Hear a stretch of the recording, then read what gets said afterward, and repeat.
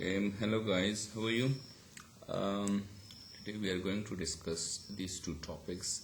They are very closely related to each other. That's why I thought that I should give one combined lecture, just like the one we had previously, somehow in the beginning of the semester, that of phonetics and phonology. So there were some similarities and there were also some differences. Likewise, we have assimilation and elision. Both of them are like a sort of sister branches of suprasegmental phonology. We have to understand some terms so that we could understand the rest of the topics. First of all, keep this in mind that actually previously whatever we discussed, it was like it was within the domain of phonology, but that was the studying individual sounds. Okay, then in the course of time we moved to an area where actually we studied we started studying actually the connected speech. Okay, fluent connected speech. So where actually sounds would occur in words, okay, in company of other words, and likewise the words would occur with other words. So it's kind of like phonemes would interact with each other, and that's why you have to remember, you have to keep this in mind, that sounds when individually are pronounced, they are different, and when they occur in a company of other words, so the neighboring words may have some influence on this phoneme. So these phonemes affect and modify and influence each other one way or the other. Assimilation and elision are of the sort that's like where actually one phoneme may be influenced by another. Okay, so let's see what we have right now. It's and this is what we call suprasegmental feature. Okay, suprasegmental feature of language, like which is beyond the limit of phoneme. Okay, it's kind of like it happens in connected speech, where we have like stress is also suprasegmental feature. We have intonation, we have got elision, we have assimilation. These are all suprasegmental features. Okay, they're not associated only with individual phonemes or individual sounds, but rather in company, when phonemes occur in actual speech. Okay, within words, within sentences, phrases, in chunks. So let's see what we have. First of all, we need to understand, as we traditionally we start with definitions. So what we have here is a contrastive kind of comparison, where we see the similarities and differences. Okay, before going into detail, you have to remember that assimilation means change. Okay, literally it means when one thing becomes another. Okay, so this is kind of a change. Okay, assimilation should be thought of as a modification, as change. Okay, as alteration. It's kind of like to copy something. Okay, to imitate. Okay, so it's kind of imitation. And elision is this is the omission. Okay, and we have the deletion. The normal word would be deletion. Okay, delete, when you delete something, when something completely vanishes. Okay, so both of them are like quite interconnected, in the sense that what's common between these two is that a phoneme may be influenced by another phoneme in surrounding, in a certain phonemic environment. Okay, and what's the difference? The difference is that assimilation is a change, where actually the sound does not disappear, but rather it changes. Elision, on the other hand, is different, in the sense that a sound disappears completely. Okay, the sound is omitted, the sound is deleted. And you could also use the very terms that here in assimilation you could say the sounds are assimilated. Okay, getting? and likewise you could use the word that the sounds are elided, okay, deleted or elided, changed or assimilated. So what is assimilation? When two sound segments occur in sequence in some aspect of one segment is taken or copied by the other, the process is known as assimilation. Okay, it's quite simple, but we have to understand, I guess, one point here, that some aspect of one segment is taken. Okay, so what happens when two phonemes, okay, they occur somewhere in a certain phonemic environment, what happens that some aspect is taken from another or copied, from another segment. Is actually sometimes it is the voice. Like for example, we have got two phonemes, and one phoneme is voiced and another is unvoiced. So it may happen, it may be possible that the unvoiced may become voiced, okay, or the voice may become unvoiced. So this is kind of like as some aspect, or sometimes it could also be possible that if two phonemes occur together, so if the manners are different, okay, one belongs to one manner and another belongs to another, one is, let's say, plosive, another is fricative, so it might be possible that they may copy the manner of another and become one of them, okay, become the same. So this is what we say, and this is what we understand by Yule's definition. It's taken from Yule's book, The Study of Language. Assimilation is concerned with one sound becoming phonetically similar to an adjacent sound. Sounds that belong to one word can cause changes in sounds belonging to another words. This is by Roche. And elision, on the other hand, is the disappearance or omission or deletion of a sound segment which would be present in a deliberate and careful pronunciation of a word in isolation. Is technically known as elision. It's also by Yule. Keep this in mind that when you carefully and slowly pronounce a certain word, then nothing happens. I mean, no sound disappears. It only happens when when you are very speedy in your speech, when you are fluent, okay, in connected speech. So normally we have seen native speakers of English that almost everyone, they do that, okay, in speech. Even in our own languages like Pashto and Urdu, we may have some examples where actually some sounds may be deleted or some sounds may be changed. So it's a feature which is only found in fluent, rapid speech, okay. It's not found somewhere in a careful speech, okay. It's a kind of a feature of colloquial speech, okay, what we usually traditionally we speak, okay. But in careful speech, just like right now I'm doing, okay, or a person who is doing on a news channel or in movies or somewhere else, let's say, okay, so it does not happen there, okay. No assimilation happens, neither elision happens like that. This is what you have to remember. Okay, the term elision describes the disappearance of let me have some marker, some highlighter or pen, and then we could start. Okay, that's it. Okay, fine. So the term elision describes the disappearance or vanishing of a sound in casual, normal and connected speech, okay. So that's quite clear.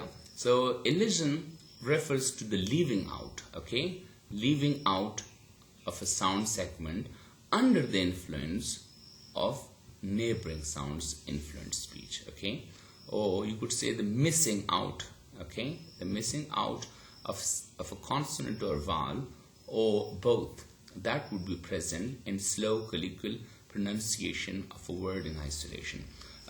You have to remember that actually most of the time when we talk about elision or assimilation, mostly it's the consonant, okay. Consonants are assimilated, consonants are elided, but sometimes in very rare cases we may have instances where actually some vowels may be elided or assimilated. Okay, some other definitions in order to expand or enhance your understanding about these topics would be, first of all, when a word's pronunciation is affected by sounds in neighboring word, we call this process assimilation.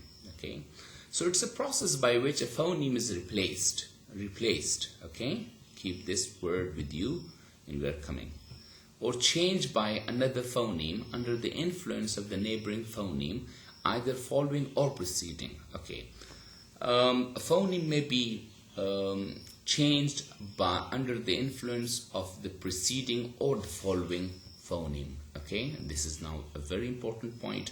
It means that sometimes the following sound may have an influence or some sort of effect on the the preceding phoneme. Okay, or the vice versa. Okay, making a sound segment more similar to the next one. It's quite a very simple kind of definition. Elision is a process where one or more phonemes are dropped. Okay, dropped. So dropped. Okay, drop means completely vanished. Okay, so usually in order to simplify the pronunciation, now so even the reason is given, we have got a separate slide for this. Why do we assimilate or elide sounds? Okay, but still, even in this definition, you will find the reason for that. And what's the reason? To simplify the pronunciation. Okay, so it is for the feasibility and ease of the speakers, and particularly the articulators. Okay, it may occur for both vowels and consonants, although it's much common for consonants. Okay, we've already discussed this point. Okay, it's usually the observation what we have is that of consonants. The process of not pronouncing a sound segment that might be present in the deliberately careful pronunciation of a word in isolation is described as elision. Again, okay, it's common that under certain circumstances sounds disappear. In technical terms, in certain circumstances, a phoneme may be realized as zero or have zero realization or be deleted. Okay, now these are the terms which are also highlighted. You have to remember zero realization. Okay, I'll again come to these terms in examples. When something is not realized, we could also say that it's zero realized. When something is not articulated or pronounced, so we could say that this there we have zero realization. Okay, because it's deleted. Okay, sounds can affect or modify each other. Okay, yes, true, very true. A type of economy of articulation that consists of omitting either a vowel or a consonant. The omission of sounds is known as elision. Okay, okay, a process of reduction including loss of phonemes. Okay, here in this mini topic here, we'll find out some more. Okay, and you would need some examples too. I'm coming to that. Assimilation and elision may occur within a certain word or across the word boundaries. Keep this in mind that it may happen in within word. Okay, within word a certain phoneme may be changed or deleted, or it could also be the possibility that in phrases and sentences, one phoneme in one word may be influenced by another phoneme of another word. Okay, when we say something.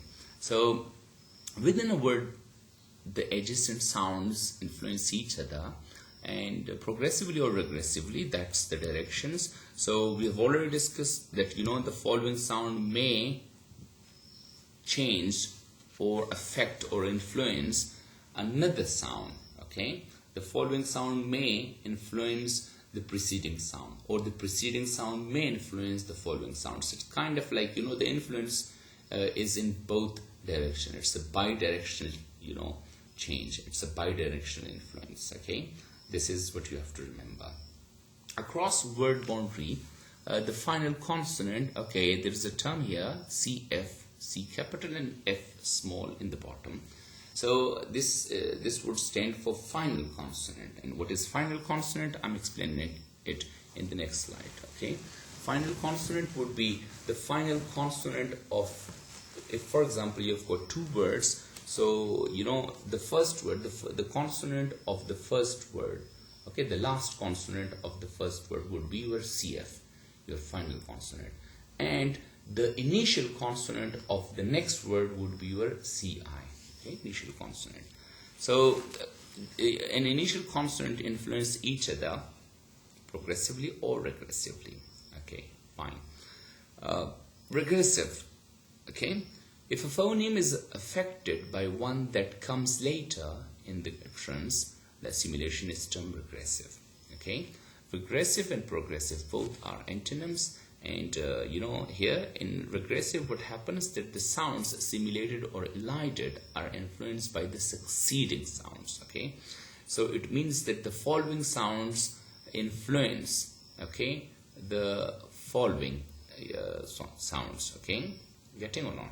So the following sounds, you know, influence. Let me correct myself. The following sounds influence. Okay. Influence or affect the preceding sound. Okay, and here in progressive assimilation, what happens that a phoneme is affected by one that comes earlier in the utterance. The assimilation is termed progressive. What does it mean? That the sound assimilated are elided or the sounds assimilated or elided are influenced by the following sounds. So what do you have is that, you know, we have following sound and the succeeding sounds, and that's the difference. Let me show you completely here in this case.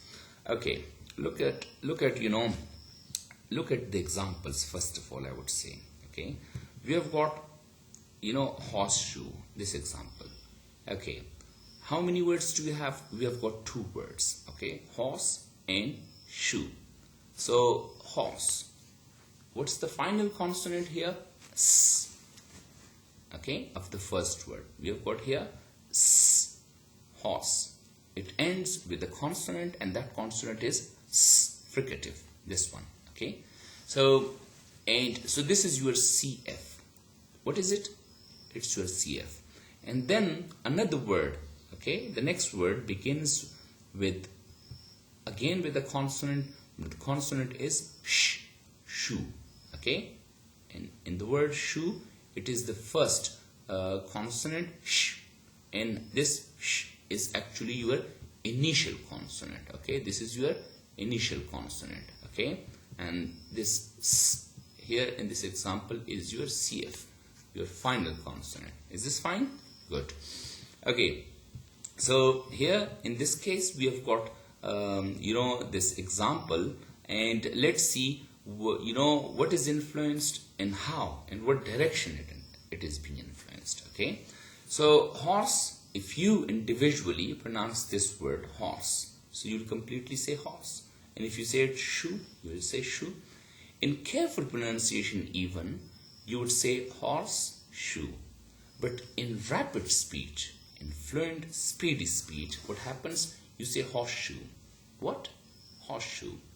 Okay, so it means that actually this sound s is influenced by the following sound. Okay, it means that CF, the final consonant, is affected by CI, the initial consonant of the next word. Okay, it means that s is replaced by sh. Okay, in this situation, in this example. What is this example of? This is actually regressive assimilation. Why? Why? Because, you know, the following sound here, okay, the sh, it changes or makes changes in the previous word. Okay, this one. Are you getting the point? In this word. So the change is this one, regressive. Okay, this one. Okay, oops, regressive, it's written here. This one, regressive, this one. Okay, Okay, let's move on to the next example. Okay, cross it here, because for progressive we may have another example somewhere. Both of these examples are that of regressive. Okay, let me explain the next example. Okay, we have got next after s, we have got t sound. Okay, which is actually the final consonant. Okay, this is here, this is elided. Okay, in the previous example, horseshoe, the sound was not deleted. It was an example of what? It is an example of assimilation. Okay, but here in this example, what happens that actually, you know, the sound t in the word next, this final t sound, it is not present here. Why? In isolation, when you say next, it's fine. Time, it's fine. But when you say even slowly and carefully, you say next time, even it's fine. We could feel that there is t sound in the word next. But in rapid speech, what happens? That t sound is elided. Okay, it disappears. So what you have is that t is deleted here under the influence of what?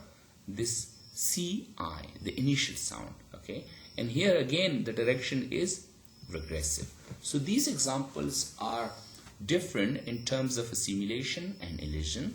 Okay, the above example is that of what? Assimilation, and the below example is that of elision, but the direction is the same. The direction is actually, this is regressive assimilation. Okay, we'll find progressive assimilation somehow later. Okay, fine. So I hope it's clear. Okay, you could see the direction here. So even I've given you something in the red even here. Okay, this is your CF. Okay, that's your word boundary. Okay, this is your final consonant of the previous word, and this is your initial consonant of the following word. Okay. Okay, why do we assimilate or elide words? A very good question could be. Assimilation and elision are the features of casual, rapid, connected, and fluent speech. It is less likely to be found in slow, careful speech. Okay. In running day-to-day conversation, vowels and consonants are elided for the sake of what? Fluency. If you really want to be fluent, you have to ease yourself. Okay. So you have to elide or assimilate some sounds. Okay. So you would be a fluent speaker. Okay, so if you really want to say more in less time, okay, with ease, okay, and you want to maintain your rhythm, so definitely it's most probable that actually you would assimilate or elide some words. Okay, either you would change some words, replace some words, or sounds, or you might you might delete some words. So the change and omission or dropout of sounds in casual rapid speech must not be called as floppiness, laziness on part of the speaker, or incorrect speech. Rather, there are valid reasons, and it is the convention. So what we mean to say is that actually assimilation and elision, okay, changing or deletion of sounds, that's just a common phenomenon. Okay, and if some sounds are deleted or replaced by another, so that's not something we should say that it's floppiness or laziness, or we say that goliokro or something like that in Pashto, let's say. Okay, अक्सर जो sound नीम खताशी पर ज़मुन पर speech की, so usually say here goliokro lokana, and we just make fun of that too. Okay, so that might be a slip. Okay, slip of the tongue. Okay, suppose, let's say. Okay, but you know, here in this case, that's not the case. Okay, this is really different somehow. So in the physical production of speech, this regular process, okay, happens simply because it is quicker, easier, and more efficient for our articulators as they do their job. So it's really difficult to articulate each word completely in rapid speech. That's why the articulators try to omit someone or replace someone so that they could be at ease, because we speak for a lot of time. Okay, so we need to have our energy safe. So several articulators are involved in making a speech sound, and that they are not capable of moving instantaneously. Okay, so in a nutshell, we could say that it is, we assimilate and elide sounds for the sake of the economy of effort. Okay, we want to use or exert less effort, okay, less muscular energy, and to maintain a regular rhythm in speech, okay, and to ease articulators and to achieve fluency. Okay, we were dealing both of them. Now we are moving towards what? Assimilation. Okay, now everything would be about assimilation, and the last slides would be about elision. Okay, so in assimilation, first we'll discuss the kinds. One of them is historical, another is contextual. Then we'll see the directions. Okay, and what directions can we have? That's regressive and progressive. Then we have also some 3 types according to place, manner, and voice. Okay, so let's see. First of all, historical assimilation. Historical assimilation means permanent assimilation. Okay, permanent in a sense that it is permanent in a sense that actually this change. Okay, assimilation means change. So this is a permanent one. Okay, are you getting the point or not? For example, and it's a permanent change that had occurred to words in the course of history. In old pronunciation, every plurals of the words like dogas and thingas, okay, and bunas. These are actually the words that are still they are still available in present-day English, but the issue is that their pronunciations are different. Okay, their pronunciations are modified. The way I pronounce them and the phonetic, you could see the phonemic, like transcription here. Okay, so they suggest that actually earlier and in Old English, okay, they were pronounced like that. So what happens there is that we have changes that occurred in the course of time, and dogas became what? Dogs. Okay, so look at the pronunciation here. Us becomes what? Z. Okay, so in a sense, voiceless s becomes what? Voiced z. Okay, now this is a change. This is assimilation, and this is a permanent one. Whenever you want to pluralize these words, dog, thing, and bone, you have to use what? By the end of these words, you will find a voiced sound, and that is z, and not a voiceless sound, s, like in these cases. Okay, so we now pronounce these words as dogs and things and bones. Okay, so you could see here that actually it's a permanent change here. Is this fine? Okay, thus plurals, possessive, past tense, past participle, and third person singular regular verb forms are historical in nature. Look at some other examples too. Initially it was pronounced as picture. Okay, right now today we pronounce it picture. Okay, picture. Look at the pronunciation here. So this is also assimilation, and this is a permanent one. Nobody now utters it like picture or something like that. Okay, fine, we say picture. Likewise, we have got this one. This was emete, the initial pronunciation, then emt, and then later on in the course of time it became what? Ant. Okay, ant. Okay, so this is how this what happens here is that initially it was this sound, okay, and now it has become what? It has become a sound. Okay, is this fine? This is the point here.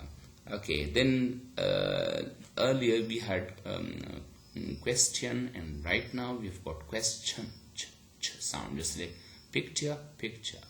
And likewise, look at the last example. Okay, that was grandeur, and right now we pronounce it as grandeur, okay, the sound which has an equivalent in our Pashto, even the jim sound working, grandeur. Okay, so these changes are all permanent in nature, and that's why they are historical assimilation. Okay, if modern pronunciation may be derived from older forms, there has been a historical assimilation. Okay, whenever we see the modern pronunciation derived from old, so this is historical assimilation. Okay, that was permanent change, permanent assimilation. Okay, this one is not. It is contextual. It is only the sound changes in the context. What does it mean? It means that, for example, you have got a word. You have got a word horse. Okay, so usually people pronounce this word as horse. Okay, and it has retained its sound s, but in context where actually it is followed by another sound, like that of the example of like shoe. Okay, shop or shoe. So in this context, only in this context, the last sound s becomes what? Sh. So this is contextual assimilation. Okay, it means that if you remove the context, if you remove this word from this context, or if you replace this shoe or shop by another sound, another word with another sound, okay, not sh, then it would also, it will retain its own sound with s. Okay, so that's what we call contextual assimilation. Okay, so contextual assimilation is the process of putting words together to form sentences or compound words, which results in replacement of a sound by another one having greater resemblance to adjoining sound. It's a temporary change. Okay, so we have horseshoe. Okay, horseshoe and rapid speech, and likewise we have got 10, and then we have got minutes. If you pronounce these words 10 and minutes, so they are the same, 10 and minutes. Or even if you carefully pronounce both of them together, but carefully, so you would again pronounce the same, 10 minutes. But in fluent speech, what happens? We say it what? 10 minutes. So look at the change here. What's the change? This is the change here. Okay, this one. Okay, so the sound was initially, okay, here it was what? 10, and it has become what? 10 minutes. Okay, so it's because of it becomes similar to that one. Look at this one. Okay, so now this CF, the final consonant of the first word, is replaced by the initial consonant of the following word. Okay, so this is also contextual. Why? Because if you cut these two words apart, okay, like if you do not pronounce them together and you pronounce this one alone and that one alone, let's say, so if you pronounce this one alone, it is again it will retain its own pronunciation, and that is 10 and not 10.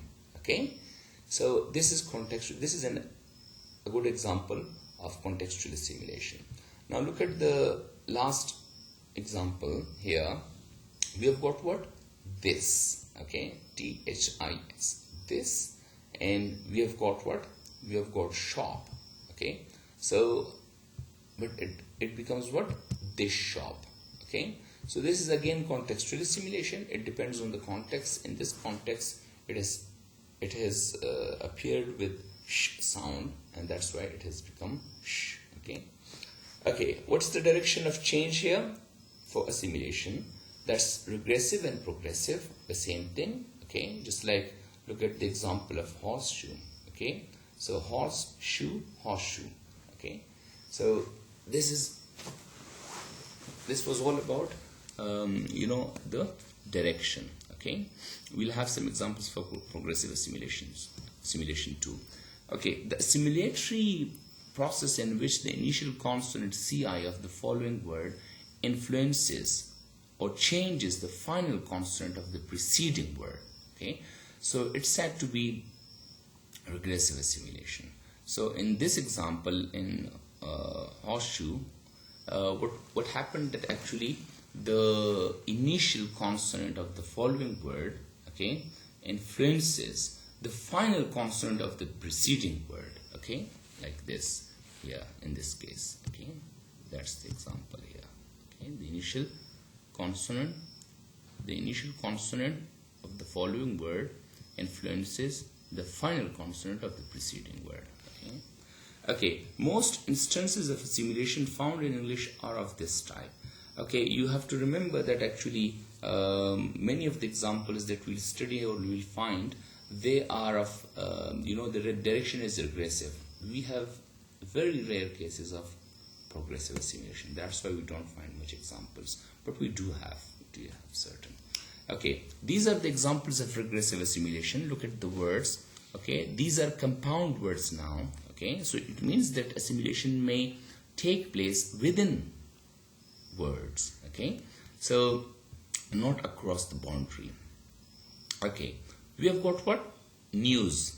Okay, and look at the pronunciation and here the final consonant z, news. Okay, but when it is actually joined with another word, paper, so it becomes what? It becomes s. So z. Okay, z is assimilated, okay, under the influence of what? P sound. P is a voiceless sound and z is a voice sound. So this voice sound becomes what?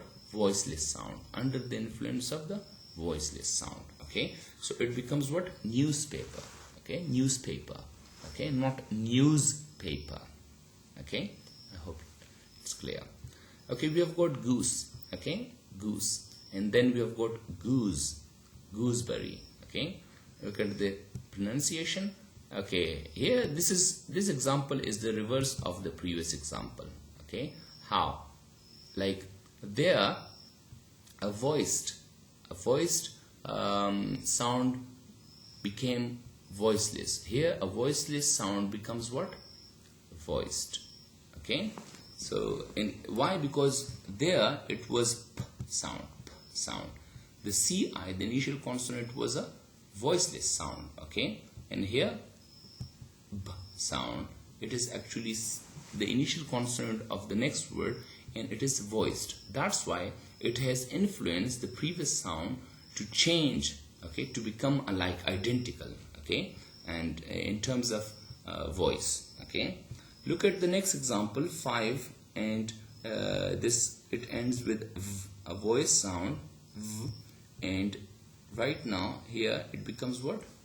F, which is voiceless sound. Okay, under the influence of p sound. So here both of them became what? Voiceless. Here both of them became voiced, and here again both of them became what? Voiceless sounds. Okay, okay, look at the common word have, but with other word t. Okay, t is the initial consonant of the next word, and it is voiceless, so it has changed the voice of the previous final consonant sound. Okay, so it has become f. So we say in rapid speech have to, sort of like that. Okay, so we do in careful speech you could say have to, okay, but in careful speech have to. Even this to is not pronounced. If you remember the weak and the strong forms, okay, it becomes what? T, have to.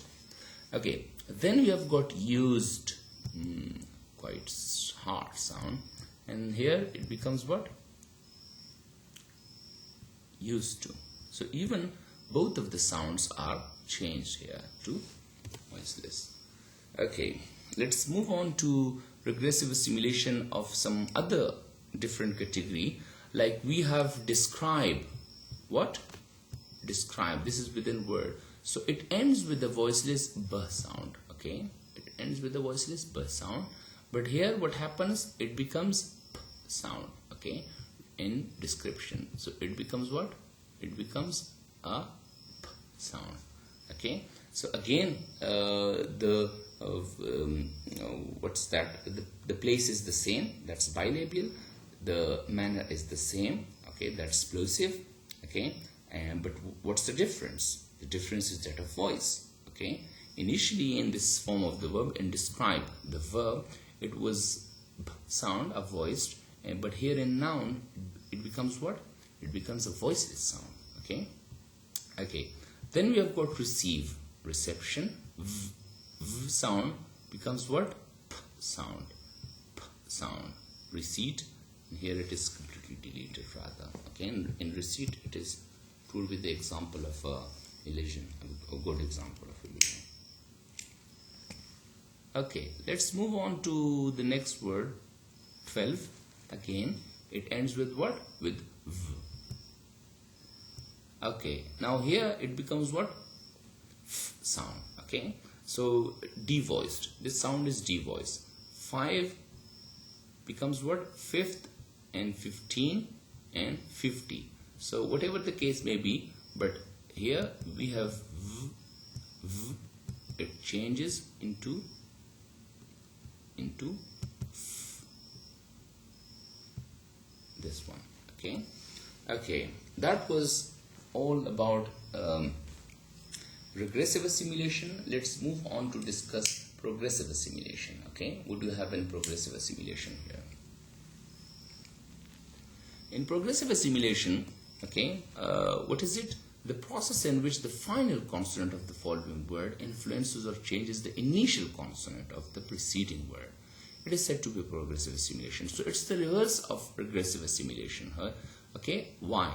Because here this final consonant would change, okay, this initial consonant. Okay, previously it was the initial consonant which would cause change into the previous word, specifically the final consonant, okay. But you know, in this case it's the reverse. Here the final consonant of the first word would make or cause change into the in the following or next word, okay, the coming word, okay, and specifically the initial consonant, okay. There is a note for you. This is often seen in the inflectional endings s and d. Okay, fine. If preceded by a voice sound, I think in class I have discussed this point, okay. I might have, like it becomes or z, depends on the, you know, the voice of the following sound. And likewise we have got ed or d, so sometimes we say d sound, sometimes we say t sound. Like for example, you say I missed a call, M-I-S-S-E-D, missed, okay. We do not say missed, okay, but rather t sound. Why? Because you know, this word s is itself is actually you know, it is what it is voiceless, okay. Let me write it for you, okay.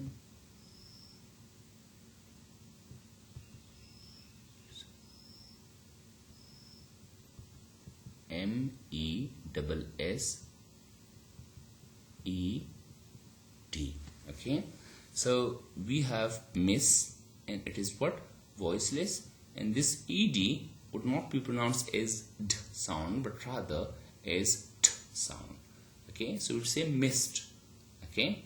So here in this word we have got an influence, and what's the influence? Okay, this sound s, okay, causes the change or causes this to be t. So and that's why we say missed instead of missed, okay. I hope it's clear, okay. Move on to the next slide. Okay, these are the examples, okay. Previously we said this, that s and ed, okay. So look at all these examples here. What we have is, you know, that we have plural. For first of all we need to discuss plural, like students, okay, student, then students, and book and books, okay. Look at the word student, it ends with the voiceless So it would take a voiceless sound. So that's why we say students. We do not say students, something like that. And we do not say books, rather books. Why? Because, there must be similarity. Okay? Voiceless, voiceless. Voiceless, voiceless. Okay? And voiced, girl. This word girl and picture, both of them end with what? With voice sounds. Okay? That's why we have, here, z. Okay? It is also voiced. It's also voiced. So we do not say girls or something like that, or pictures, something like that. No. Rather we say girls and pictures. So what's the direction of change? The change is from this to this. Okay? From this to this. Okay? Or rather here from to s. It means that causes this s to become z. So this is actually progressive assimilation. Okay? This is progressive. This is example of progressive. And there are just few. We do not have much. And strangely enough, you should also remember that this kind of change, this kind of assimilation is actually historical in nature. Okay? Because whenever we pluralize these words, we make the same, like, whenever we say students, so we say students. Okay? And whenever we say girls, we say girls. Okay? So this kind of change is a permanent one. Okay? Possessive, they are also the same, students' books. Okay? Students' books. Okay? And girls' pictures. Okay? Girls' picture, girls' pictures. Okay? Move on to the third person singular. He writes. We do not say writes, but rather writes. And she reads. He speaks. She plays. Play is play. The word play also ends with a vowel sound, and vowel is actually a voiced. So that's why it actually causes s to become z. That's why we do not say plays, but rather plays. Okay? And then we have got word worked. Worked. Why? Because we have got k sound. This initial, the base form, W-O-R-K, work, it ends with k sound, which is voiceless, and it actually makes this sound also voiceless. And that's why we say that it is progressive in nature as far as direction is concerned, and it becomes what? T sound. So we say worked and loft. Okay? But here it ends, and loft also ends with what? With a voiceless. Is a voiceless. Okay? And then we have got what? Learn. Learned. Okay? Not learned. Learned is another thing. That's an adjective in a sense. Okay? So learned. Okay? So we have got the sound. Why? Because the word learn ends with a voice sound. Okay? So we say learned. And then we say played. Okay? Play again ends with a vowel sound. Okay? Now, assimilation could also be classified according to the place, manner, and voice. Depending on the type of feature that spreads from one segment to another, we can observe several major types of assimilation, such as assimilative processes involving voice or voicing, manner of articulation, place of articulation. That's why I'll discuss coalescence later. Okay, just leave that. Okay, that will be discussed shortly today, and I'll tell you in the end, inshallah. Okay, since it is the consonants that are most often assimilated, and consonants are distinguished in terms of three features: place, manner, and voice. Therefore, assimilation takes place in these three ways, and so are classified as assimilation of place, assimilation of manner, and assimilation of voice. First, we have to discuss assimilation of place. Here, what happens is that actually the place is changed. Okay, the place is changed. Okay. So the most common phonemic changes at word boundaries concern changes of place of articulation. That's the common thing, okay? Particularly involving de-alveolarization, okay? What happens is that an alveolar becomes some other place, okay? If the place if the place of articulation of a certain phoneme is alveolar, so it will no longer be alveolar. It will change to some other place of articulation, bilabial, or let's say some other, dental or some other. A well-known case is that of English word final alveolar consonants such as t, d, and m. These three sounds are actually alveolar in nature. Okay, but what happens if a word ending in one of these consonants, either t, d, or m? So, and it is followed, if it is followed by a word whose initial consonant ci begins, okay, is actually a bilabial. So if a bilabial follows one of them, okay, then what happens? Or a velar or a dental. So the word final alveolar consonant is likely to change its place of articulation to match with that of the beginning of the second word.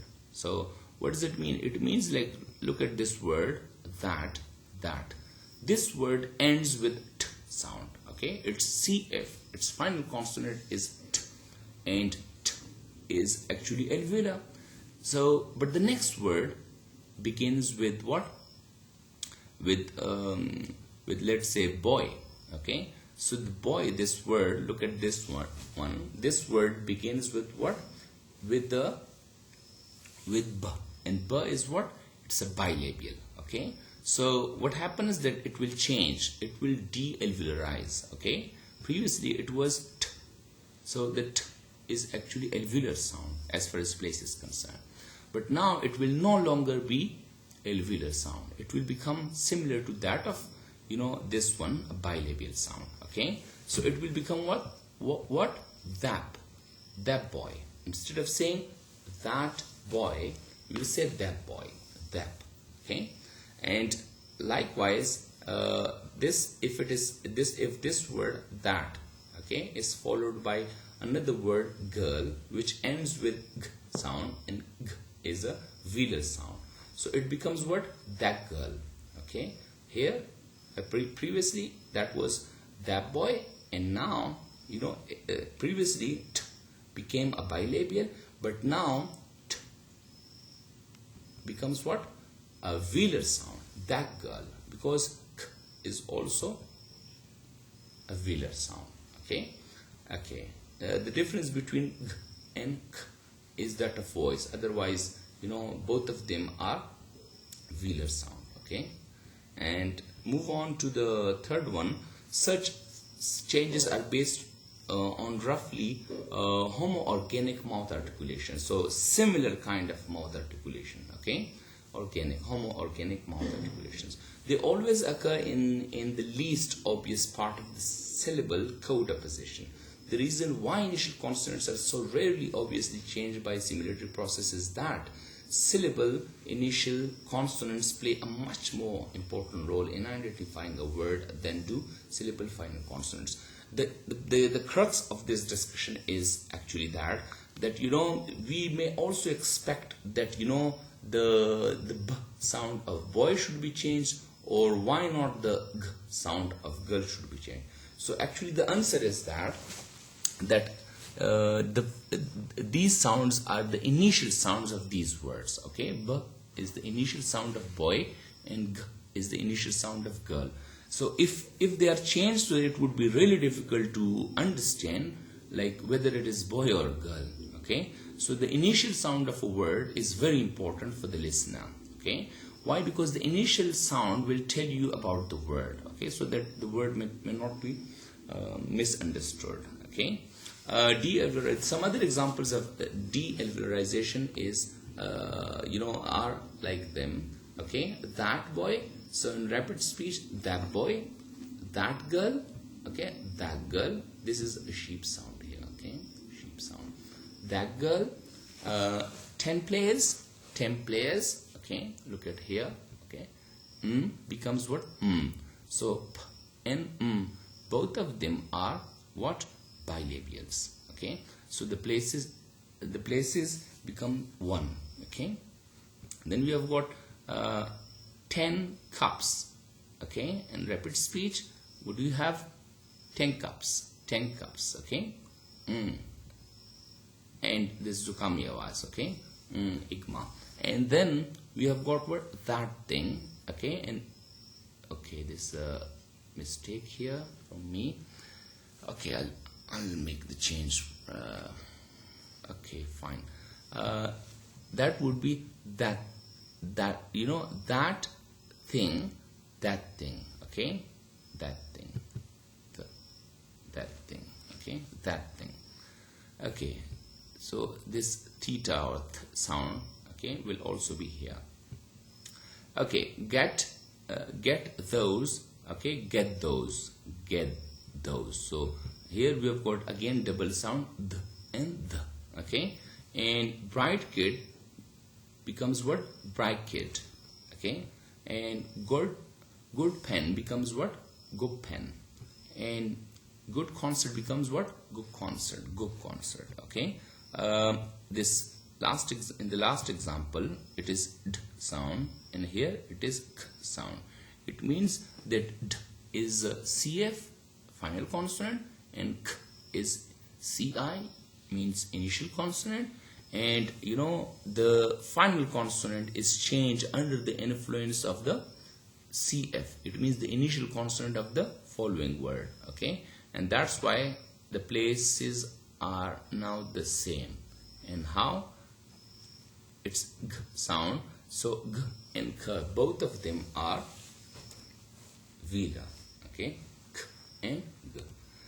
Okay, so we could also have, you know, another place of articulation, change in another place of articulation, alveolar to post-alveolar. Another change of place of articulation involves the change of alveolar fricatives, okay, s, z into post-alveolar, okay, fricatives z and j. How? Look at the examples here, okay. Like for example, where are the examples? This one, okay. Here this word ends with s, okay, alveolar fricative s, and this begins with post-alveolar fricative, okay. So this becomes what? Dish, okay, dish shoe. So it means that alveolar becomes post-alveolar. S is an alveolar sound and sh is a post-alveolar sound, okay. So now both of them are post-alveolar sounds, okay, dish shoe. And look at this one. This word ends with what? Z, those, okay, here, those, okay. And this begins with what?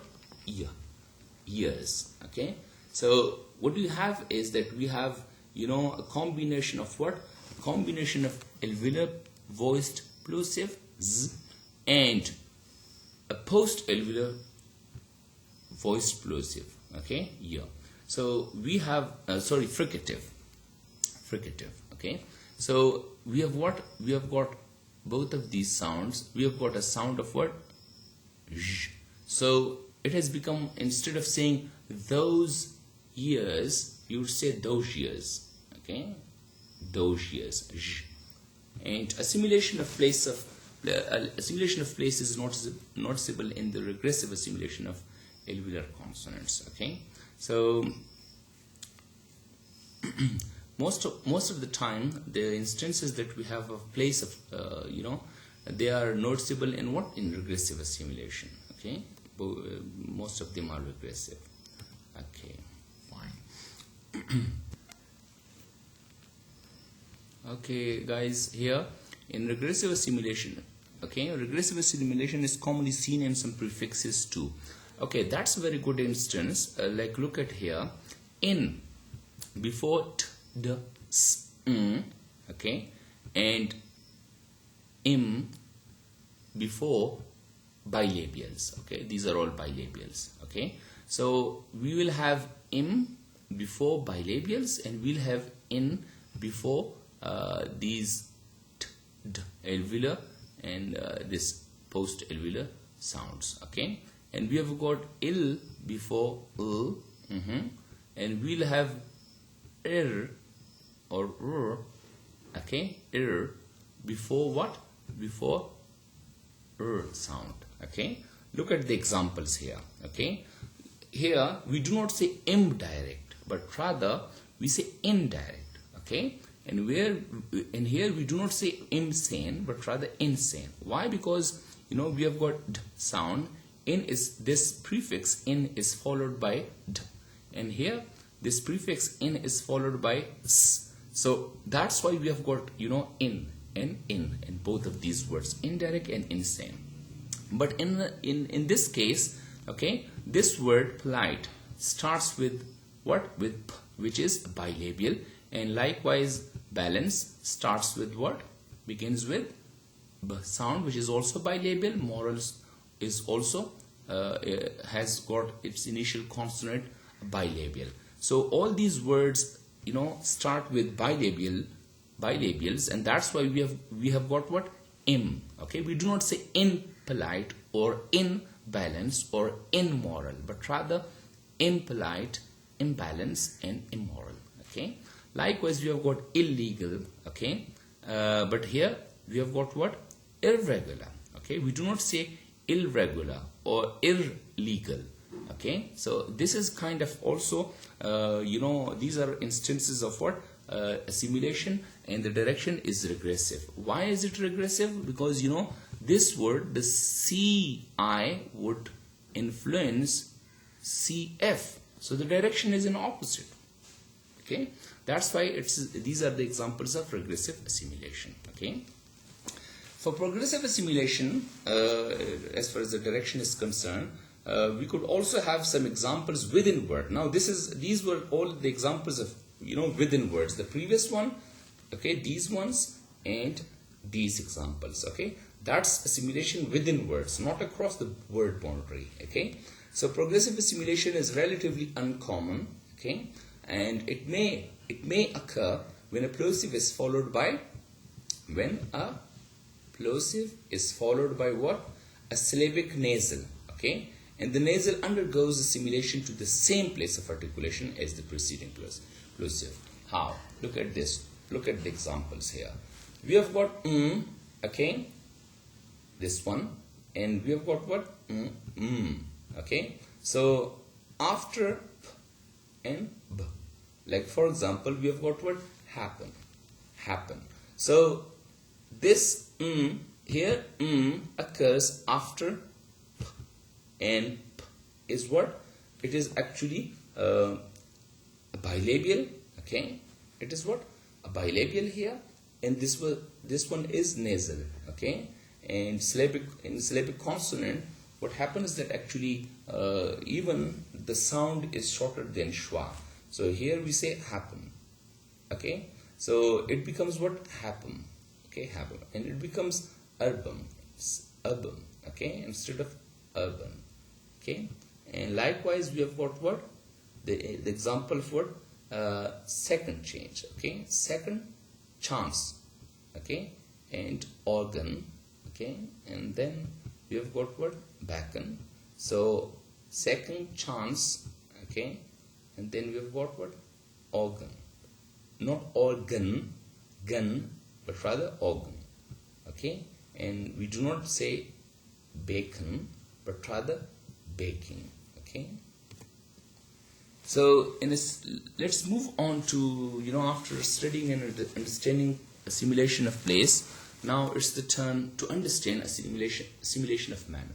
Okay, assimilation of manner is typical of the most rapid and casual speech, in which case one sound changes the manner of articulation to become similar in manner of articulation to a neighboring sound. Okay, so look at the examples here. Get some of that soap. Okay, so soup. Soup. So what you have here is actually in rapid speech. What happens? Get some of in slow speech. What do you have? Get some of that. It must be sheep. Okay, and soup.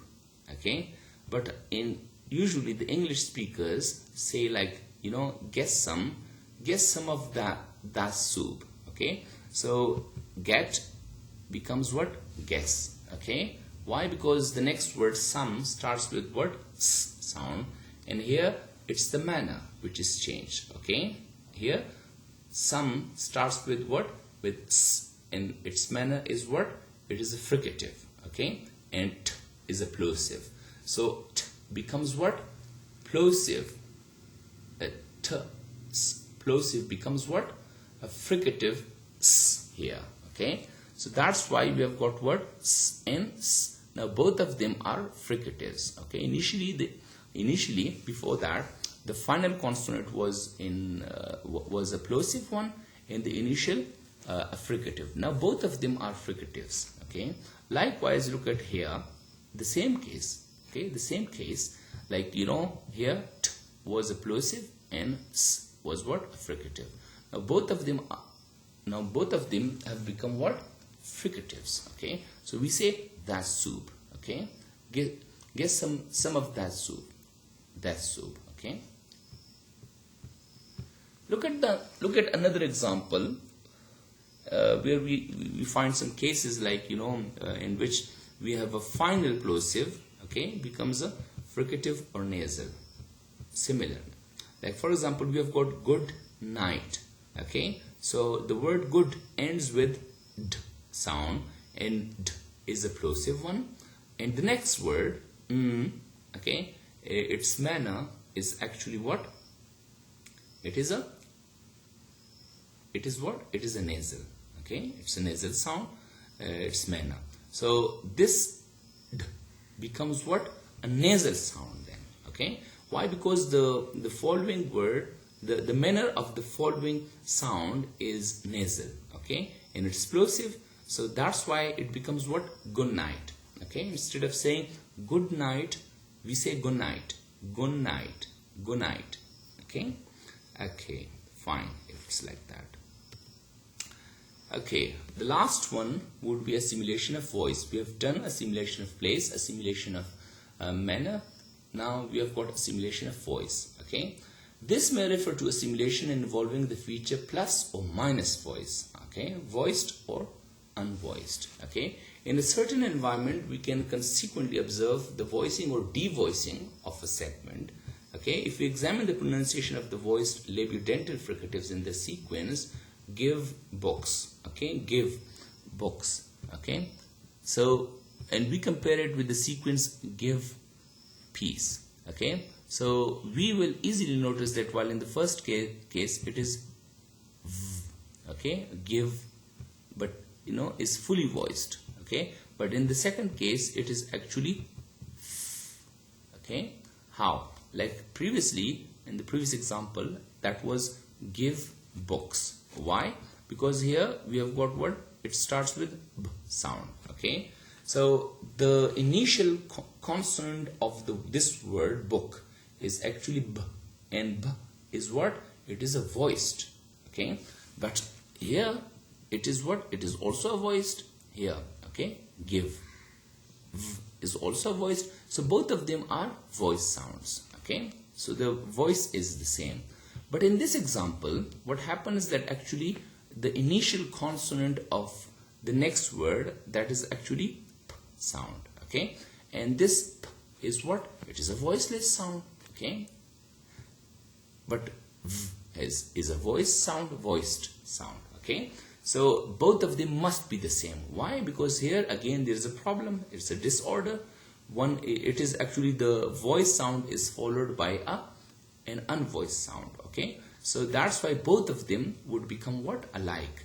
And which one would be the option? The option is that of devoiced. Okay, which means voiceless sound. So it becomes what? Give peace. Okay, give peace. Give peace. Okay, give peace to the country, the child. Okay, and likewise we have got nice and boys. Okay, we have got nice boys. Okay, so this would be if you say nice boys, so it would be a little bit different. Why? Because most of the time we have seen examples where actually the unvoiced sound will cause the voice sound to become unvoiced. but it's really rare cases. It would be rather impossible where actually the voice sound would cause the voiceless sound to become voiced, okay, just like in this example. So this is a sort of odd example for you, okay, so that you could understand. Examples for assimilation of voice could be found here. We have already studied this chart, okay. In all of these examples, keep this in mind. We have got what? We have got, devoicing, sort of like, we see that, the voices change here, okay. Student, the word student, it ends with t sound, and t is a voiceless. So that's why, this S would give you the sound of S, okay. So you will have students. So you will have what? Voiceless t plus voiceless t. Likewise, we have got voiced l and voiced then z, okay, girls. So these are all examples of actually the direction is progressive. Why? Because the final consonant cause the initial consonant to become, like that of final consonant. So it means that the direction is from left to right, okay, in a sense. It means that the final consonant of the first word is dominant here.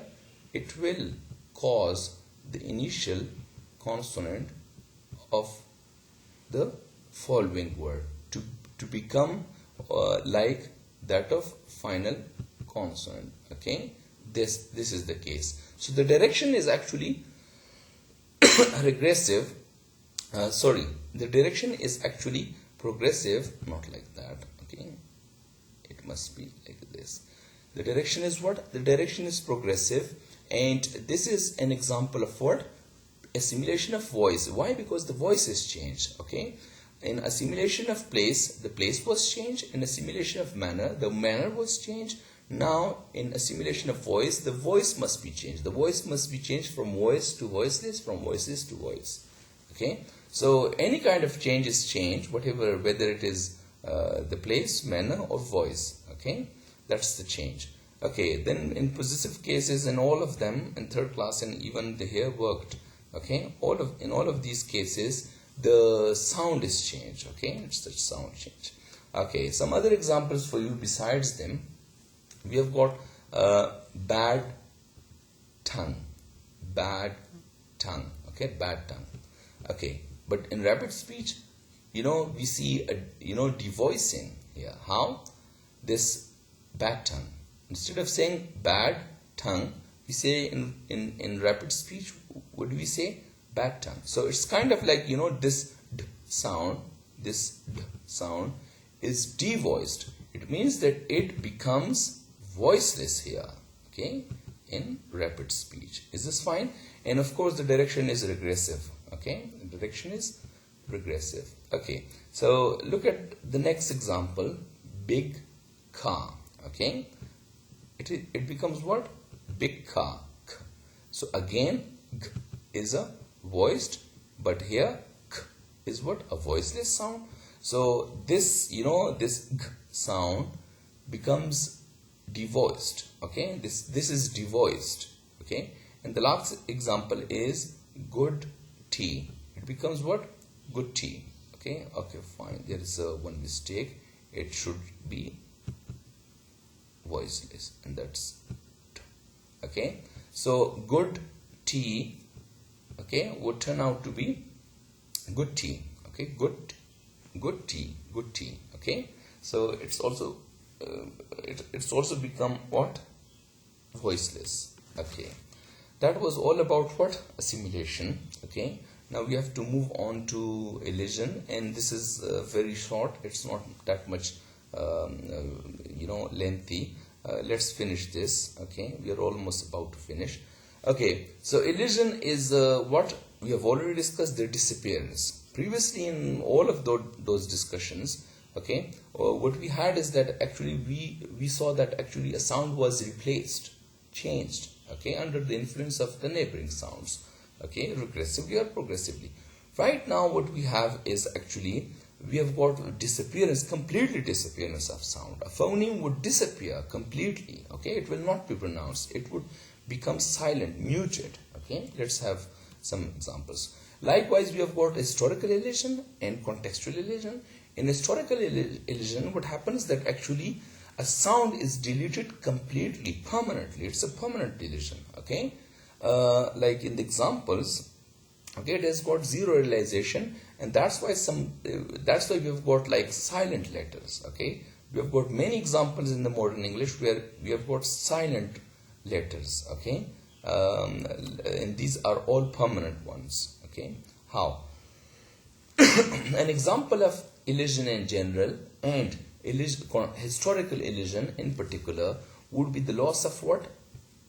Sound, okay? In the words like, for example, there, what we have is that, you know, in BBC, okay, in British dialect or British accent, what we have is we do not pronounce the words, the sounds in the end here, okay?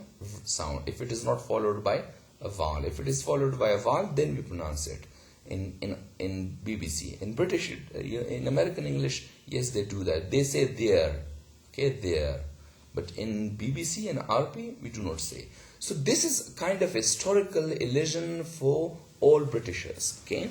So we say there, theatre, okay, more, art, arm, horse. So in all of these examples, you never heard me uttering a sound. And this is a permanent one, okay? We have permanently deleted this sound in these words. If they occur in isolation or with other words, it doesn't matter at all. They are permanently deleted, okay?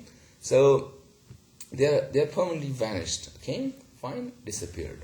The loss of sound. Here again, we say walk, talk, fork, and half. And there is no sound, okay? Likewise, we have got sound, but it's not anywhere here. The letter is there still. In all pronunciation, it was pronounced somehow oddly, but it was pronounced. But right now in present day modern English, we don't pronounce it. And it has become what? Disappeared completely, permanently, okay? So that's why historical elision. In the course of history, it has become disappeared. So what do we have? What do we say? We say psychology. We say cupboard. We do not pronounce this p sound here. We say cupboard, okay? Fine. And it's a permanent loss, okay? So we say psychology and cupboard. The phonemic transcription is given. The loss of d here, we say windmill. We do not say windmill, rather windmill. It's also an example of what? Compound word, okay? We say friendship. We do not say friendship, but rather friendship, okay? D is permanently deleted. And likewise, we say kindness, okay? We do not say kindness, rather, something like that. We say thumb. We do not say thumb, okay? This b sound is permanently deleted. And somehow, we say and. We do not say and this could be an example of also contextual elision, okay? So we have got windmill, friendship, kindness, and thumb, okay? And should be a better example for what? For this, just remove this one, okay? This is an example of contextual elision, okay? Why? Because we say and, so in isolation we pronounce d sound here, okay? Okay, the elision of unstressed or weak vowel schwa after p, t, and k is common in English. So that's why, you know, the word, the elision or disappearance of unstressed, okay, or weak vowel schwa. So we say potato, okay? We do not say potato, but rather potato, okay? This is called tomato, okay? Tomato. So the schwa sound here in this word between p and t has disappeared, between t and m disappeared, and canary, and we have got perhaps, okay? So between p and h, it's also disappeared. And here we have got today, okay? So, and here it is tomorrow. So the schwa sound between t and m, it it has vanished here. Okay, it's missed out. And likewise, we have got schwa sound. We used to have schwa sound here, and that was history. But now we do not say like that, but we say history. So as if there is no schwa sound at all. And yes, it is without schwa sound. So this is a permanent kind of elision. Okay, the phonetic transcription is given. You could see here that there is no schwa. You could see here that there is no schwa sound. Okay, here no schwa sound. Okay, they are all aspirated. No schwa sound and no schwa sound. Okay, okay. The loss of weak vowel before and like in the words tonight, police, correct, bachelor, specialist, family. Look at the word tonight. So even again, schwa sound is missing here. Okay, and again, police, schwa sound is missing between p and schwa sound is missing here again between k and and here this one. Okay, bachelor, the schwa sound is not here between ch and okay, and the schwa sound is again not here between sh and okay. We say specialist. Okay, and likewise we do not say family but rather family. So it's also kind of but these could also be examples of because in some cases we do that in usually in what should I say, in slow speech. Okay, okay, the loss of v in the word of before consonant, keep this in mind. This is not of is actually off. This is of. Okay, like the case in loss of such as lots of them, waste of money, a cup of tea, and lots of a cup of tea if you pronounce it slowly. Okay, lots of them, waste of money, a cup of tea. So, but in rapid speech, it's not like that. In rapid speech, they are elided. How? Look at the examples here. Lots of them, waste time, waste money. Okay, waste money, and a cup of tea, and this glottal is also dropped in the words like giver. Okay, giver. So we do not say sound. We don't say give her. Rather, we say giver and give him. Tell her, tell him. Okay, and we have got this have to. Okay, it has also a very good example of that. For example, you've and they've, like that. Okay. Let's discuss the final part here, the contextual assimilation. Okay, it's quite common in fluent speech that a certain sound phoneme disappears in the company of other sounds, phonemes. A sound may be dropped out under the influence of its neighboring sounds in casual and fluent speech, though the sound retains if the words are uttered individually in isolation. So this type of omission or deletion of sound depends upon the presence of other phonemes context or the surrounding phonemes, or you could say the phonemic company. And it's not actually a permanent drop, but rather it's a temporary. Okay, it means that the words will retain their pronunciations.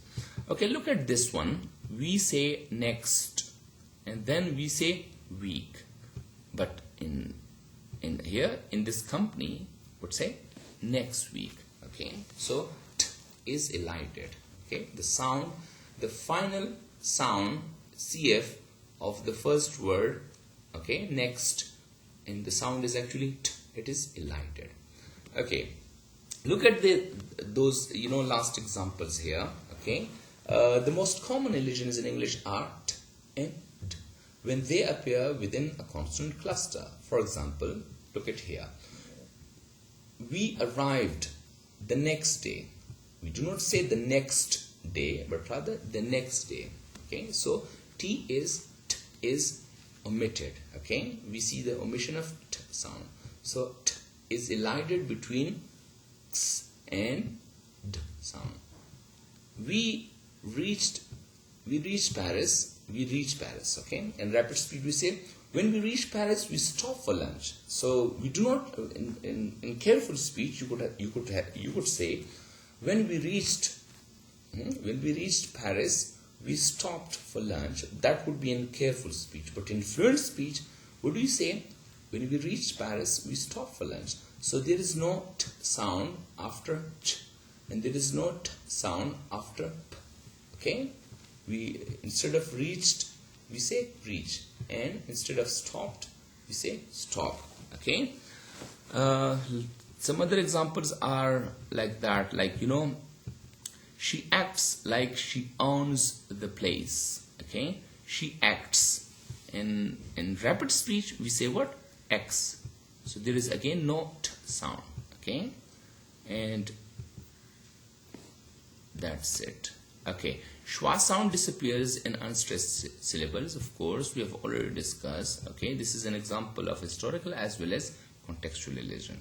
So we say, I think we should call the police. Police. It's instead of police. Okay, we said what? Police. Okay, so there is no schwa. Schwa sound has disappeared here. It's an example of elision. Okay, I love you. I love you forever. You see, forever.